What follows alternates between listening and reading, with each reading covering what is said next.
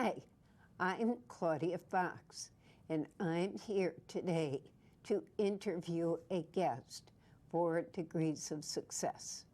As you may or may not know from previous shows, I did write a book about people who are successful without a college degree. And it fascinates me. Why? Because I've been very successful without a college degree. And I grew up feeling very shamed about that. Well, not necessarily grew up, but it started in high school and carried over into my late 20s. I'm not going to speak much now because our guest is so fascinating how she moved herself up the ranks to be a president and CEO of Regional Waterbury Chamber of Commerce. So I'm happy to introduce Lynn Ward. Hi, Lynn. Hi, Claudia. Welcome. Thank you so much for having me. This is really quite a pleasure. Thank you. Thanks for being on the show. So you are fascinating to me. You have quite a history, and you've accomplished quite a bit. So I'd like to start by asking you some questions. Sure. Okay. So do you have brothers and sisters? I do. I have one brother and two sisters. Great. And what was the message that you got growing up in your family from your parents about going to college, not going to college? Mm-hmm. The message that we got from our parents, who were very entrepreneurial. My mom was a stay-at-home dressmaker, a professional dressmaker, and my dad worked construction, and they both instilled in us to be the best we can be no matter what we were doing. So if it was in school, in our part-time jobs, it was to really give it all. And college was discussed also. Certainly, if we wanted to go to college, we did. My sister did graduate from college. She has her master's degree, and she's been a guidance counselor in high school for, almost 30 years. So Wow. She's done very well. I went to college only for 1 year. I didn't think it was for me, and I had a business at the time. Graduated high school and had a candy business. While I was going to high school, my girlfriends and I created a candy business to raise money for the school. And after graduation, I decided to keep the business, and I went to Western New England College in Springfield for a year. But every weekend I came home, and I came home to do the candy business. And it was really where my passion was. So I said to my parents, I would like to not go back to Springfield. I'll go to community college. I'll still work my part-time job. I'll still do the candy business. And they supported me in that decision. My brother went into the trades, so he has worked in the construction business his entire career, has done very well. And my other sister started off going to college. She took some courses, and then has worked for many years in administrative office management positions, so she has done well without a college degree as well. So there's been a variety in our family, kind of some starts and stops, but overall we've been very successful. So it sounds like your parents were very supportive if you wanted to go to college, if you didn't want to go to college. So in your family, you could get a message, it's okay to be either.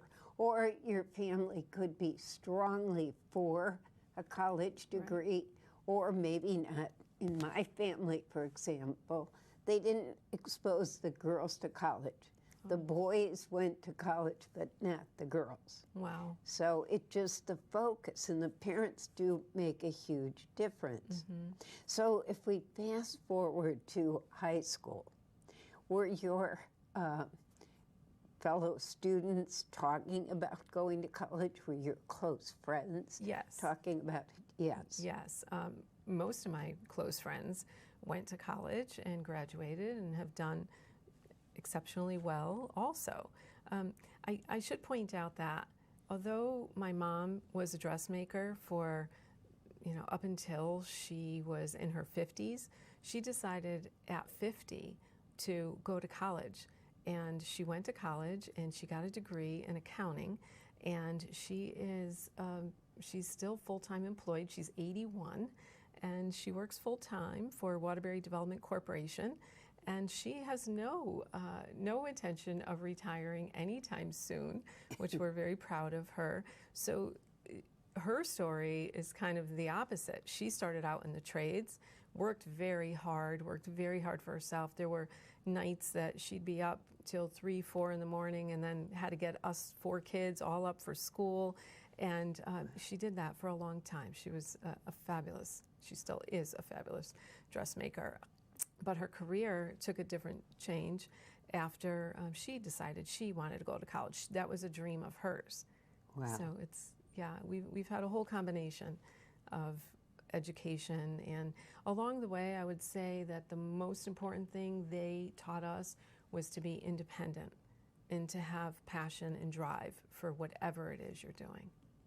And that's the most important thing as well. Mm-hmm. And, I agree. There are some things that you need to go to college for. Right. You just can't get by without it. Mm-hmm. But now, with the way the economy is, and Right. so many parents who lost jobs during the pandemic cannot afford it. And from what I understand from the school system, many of the young people, you teens, did not get a full education through the pandemic. Mm-hmm. So it's hard to be even ready for college, even if you can afford it. Right. So the reason I'm doing the show is to bring you options, to let you know you don't have to go into depression. You don't have to try drugs, which is, a big thing now. There are options. There are definitely options. And here's an incredible example of someone who just worked her way through the system. So what was the first thing you did? You went to college for the year. I went to college for the year. I took accounting courses, and when I stopped going away to college and I was just taking classes at the community college, I was also working at McDonald's. So in our household, when we turned 16, our parents took us to McDonald's to get a job. And my sister, who's a year older than me, I'm the second child, my brother a year younger, and my other sister 6 years younger. When we turned 16, we all went to McDonald's and we got a job. And we worked through high school, and then when I came back from that year away in college, I went back to McDonald's, and I was they called it the administrative assistant. So I did all the inventory, I set up the registers, did the book work in the back, and then I would also work the counter. Now this is a long time ago. I'm trying to think how many years. It's about 40-something years ago. So I was working every morning, and one day a gentleman came in every morning, and I got to know who he was. He was Jim Lumiere from Budwitz and Meyerjack, which is an accounting firm that did the audits for the Chamber of Commerce. And one morning he said, "The Chamber of Commerce needs a bookkeeper, and I'm going to get you an interview." And I said, "What's the Chamber of Commerce?" Here I am, 18 years old. I heard of the Chamber of Commerce. That's the place, isn't that the place you call to get a map or when you're going on vacation? And he said, "Don't worry about what it is. I'm going to get you an interview." And he did. And I interviewed with then the president, Frank Fulco, Mr. Fulco, who was a fabulous mentor and somebody I came to respect for many years through my career. He hired me after a 2-hour interview, got to know me, asked me everything that we're told today not to ask. He liked my Italian heritage, he liked my religion, he liked my family background, And at the end of the interview, he said, I'm going to hire you because I think you can do the job.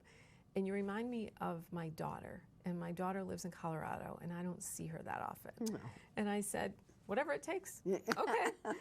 And I started as a bookkeeper. I remember my salary was $9,700 a year. Wow. So that would be, I think, about $3.50 an hour. And, you know, it didn't matter how much my paycheck was. I was so grateful for the opportunity. And I saw out opportunities to do other things than just what I was hired for when it was appropriate. And throughout the years, I was given opportunities, and at every chance, I took them because I wanted to do more. I knew I could do more, and I grew with the organization. And as a woman in this business, it's very rare to be the CEO of a regional chamber. Some of the smaller chambers throughout the country are led by women.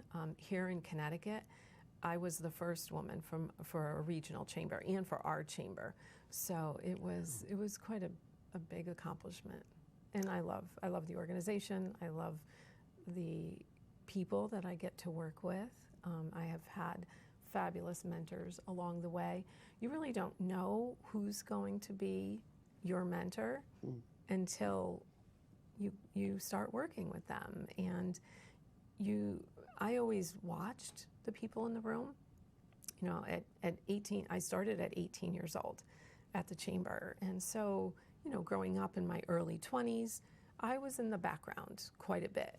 But even though I was in the background, I always paid attention to what the successful people, my perceived notion of who was the successful people, who were the successful people, and I always watched them. I watched how they spoke to each other. I watched how they led in their different volunteer roles. I watched how they looked, and that has really helped me along the way. Well, you can see the sparkle in your Thank eye. you. And the other thing I've noticed too is you're very soft-spoken, and oftentimes just for young women to know that you don't have to be that, you know, Right.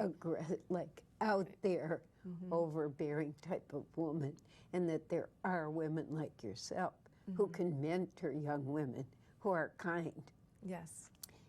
I can feel that from you. Thank you. And I have mentored women along the way. Okay. Many of the chamber employees throughout the years that I had the opportunity to work with and really help develop them in business have come back to me and said, I wouldn't be where I am now if I didn't have the opportunity to work with you. So I love passing on what I learned, and it's really a privilege to be able to do that. Well, when you had these opportunities, were there any things that came up and you thought, I really don't want to do that, but it'll further my career? Oh, there were plenty. Really? I remember being a nervous wreck before a board meeting because I would have to present the financial report. I would be up all night. I would be a nervous wreck. I knew the numbers. I knew the business, but to get up and speak in front of people was quite, you know, that was nervous. That was very scary for me.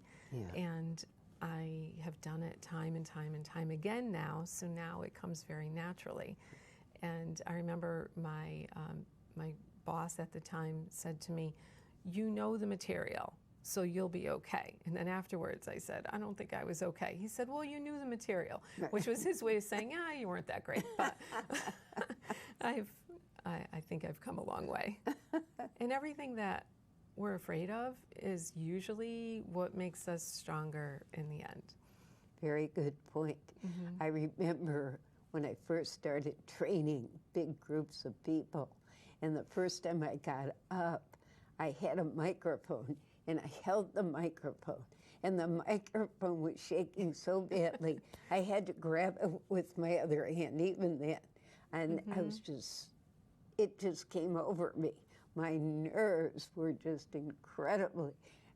So I do understand that. And they say it's second to the fear of dying. Right, I have heard that. Standing in front of a group and speaking. And I think that's really true.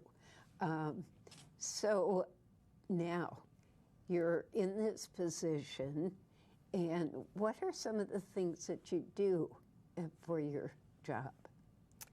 Well, as president and CEO of the Waterbury Regional Chamber, that also includes the Southbury Chamber of Commerce, which we just launched about 6 months ago. We're very happy to lead the Southbury Chamber. We also have the Watertown Oakville Chamber of Commerce and the Naugatuck Chamber. So there's many things to do. Every day is very diverse. We could be planning events like in 2 days from now, the Businesswomen's Forum is going to happen. I've been leading the Businesswomen's Forum for 36 years. It's a huge event. It's a leadership conference for women. We bring in very notable speakers, and we have Rebecca Minkoff, who is a fashion designer, author, businesswoman. She is coming in as our keynote speaker. So I could be arranging things like that. I could also be working on our public policy advocacy. Right now we're in the middle of the legislative session. There's several bills that are proposed that are going to be quite onersome and damaging to business. So I am staying with my government affairs director on top of what all that legislation might look like, what it's going to do to the business community, and how we're going to take action for that. I could also be working at any given moment about the membership in the chamber and membership benefits, and talking to my membership director about what companies are not yet members, how we can approach them, what different programs we could do to help support their business. And then there's the finance, HR, management side of the business too. So I have 9 full-time staff members. Wish we could have more, because the chamber and all of our programming is very intense. We're one of the most active chambers in the state of Connecticut.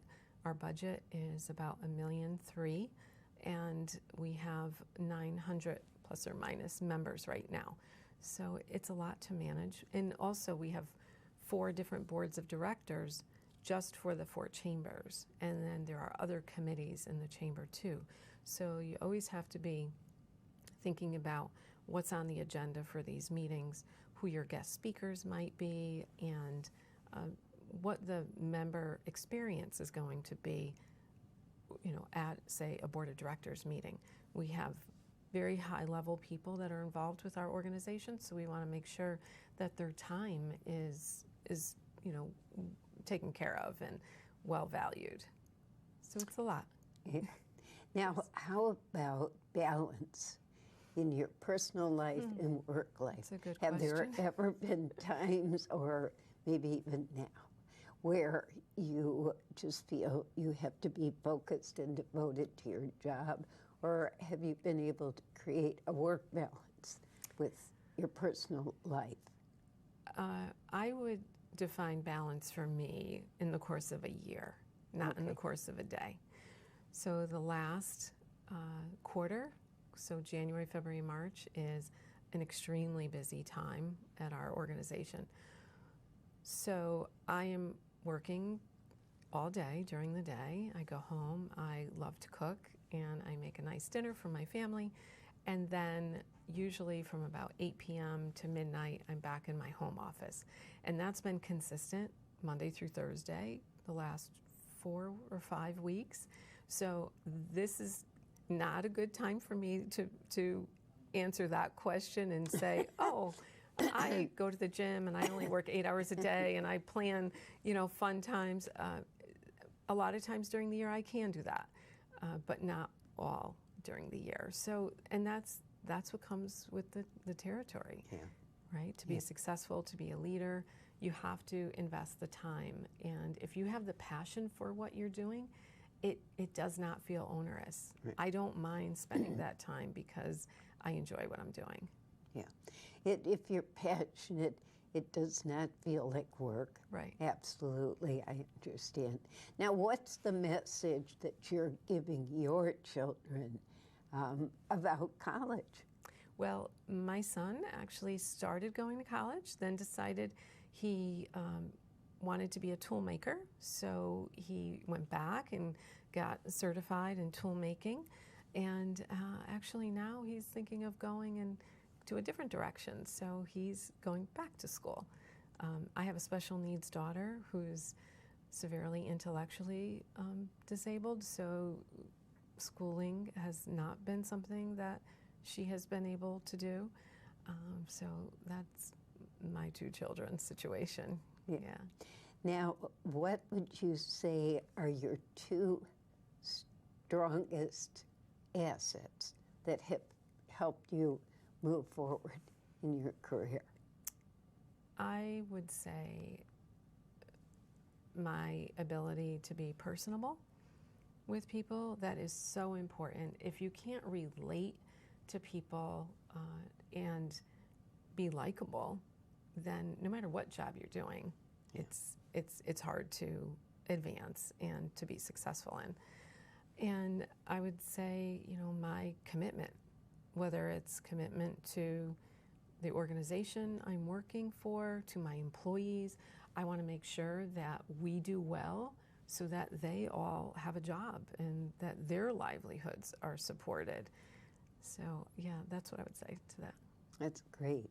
Now, do you have any goals, like things that you think whether it be personal or business-oriented, that you have a vision for? Right now, in my organization and in my career, I would say if my board of directors would like to have me lead, a few more years, get to retirement age, I would love to spend time on Nantucket in the summer. We have a home there, and that would be a goal of mine. Maybe I'll circle back and have that candy store on Nantucket. What is kind where I of started. What was the candy like? I kept thinking about that. So what kinds of candy? The candy was really moldable chocolates, things that would be, fun and festive. So maybe an Easter basket with the basket was made out of chocolate and, filled with all kinds of things. So it was more decorative chocolate. And, I love Foch's chocolates, and Carmen Romeo is a good friend of mine. And if I wasn't working at the chamber, I would either have a job in a candy store or I would be cooking. I went to Culinary Institute for 3 days for a boot class, and it was one of the best 3 days of my life. Well, Yeah. Sounds like you have a lot of talents. Thank you. And an entrepreneurial spirit. Yes. And so whatever you choose to do after retirement sounds like it could be a huge, grow into a huge thing. Maybe I'll too. relax a little. Oh, I haven't done what a that since novel I was idea. 18. Yes. Yeah, I certainly could relate to that. Mm-hmm. Well, I thank you so much Thank you, for being Claudia. on the show. There's so many really great things that we can take from what Lynn said. Her gifts of personality, commitment, but just step by step, she took it one day at a time, and the opportunities came, and whether she was afraid to move forward or not, she said yes. So saying yes to opportunities is a huge thing, and along the way, even if you don't like what you're doing, you will discover something. One of the women in my book had 28 jobs. Wow. And she did not go to college, but she said those 28 jobs were like going to college. She would try something else, And then she would finally say to herself, this isn't working, this isn't working. But she would keep going. She didn't give up. And on her 28th job, That's amazing. it was computer work. And she learned on the job and created her own computer company, which is very successful now. So I want to thank you for joining us. I hope this information has been successful for your future. And certainly if you have any questions, feel free to call me. If you'd like to get in touch with Lynn, feel free to call me. And I hope you have a good rest of your day. Thank you. Thank you. Thank you. This was good.